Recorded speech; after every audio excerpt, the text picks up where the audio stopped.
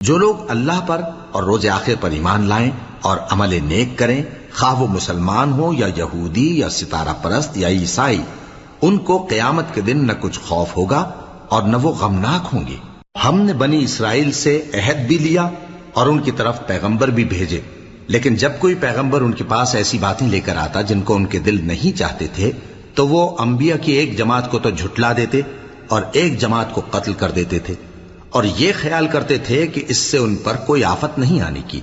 सो वो अंधे और बहरे हो गए। फिर अल्लाह ने उन पर मेहरबानी फरमाई, लेकिन फिर उनमें से बहुत से अंधे और बहरे हो गए और अल्लाह उनके सब कामों को देख रहा है। वो लोग बेशुबा काफिर हैं जो कहते हैं कि अल्लाह मसीह इब्ने मरियम ही तो है, हालांकि मसीह यहूद से ये कहा करते थे कि ऐ बनी इसराइल, अल्लाह ही की इबादत करो जो मेरा भी परवरदिगार है और तुम्हारा भी, और जान रखो